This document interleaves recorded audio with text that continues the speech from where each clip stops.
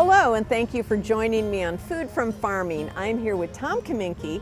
Tom, at the Illinois State Fair, you were given the designation of a sesquicentennial family farm. How many years is that? And tell me about your family farm. Well, the sesquicentennial farm that we live on is actually 170 years old. Sesquicentennial means 150 years old.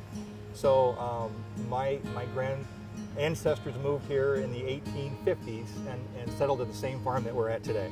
Well, you don't look a day over, maybe 100, but 170 years family farm.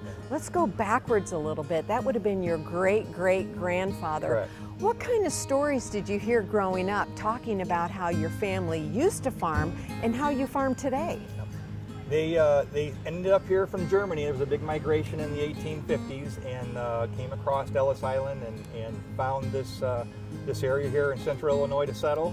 Not sure how they found it, but it was a perfect 80 acres back at the time. 60 acres tillable, the other 20 acres is pasture and crick, which back then they needed for livestock. Probably survived on 40 acres back then, or the 80 that we had, and things have changed quite a bit since then. Now, some of the family pictures you have showed me, there was a lot of horses involved. Do you have any horses that you farm with today? Not anymore, but my father remembers the horses when he was young, and then the tractors came about when he was probably in his 20s or 30s. Yeah. What do you see for the next 30 years to get you to the bicentennial farm? Anybody coming up in your family behind you that can take the reins, pardon the pun, and move it forward? Yes, I've got a son that's 30, married, working at the school right now. He helps me out when he can. He's all ready to take over as the sixth generation.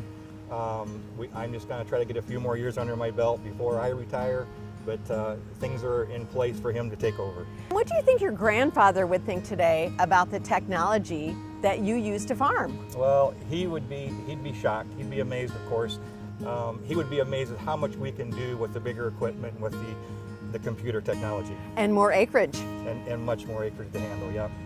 Thanks for watching Food from Farming. Remember who butters your bread and thank a farmer. I'm Sarah Michaels.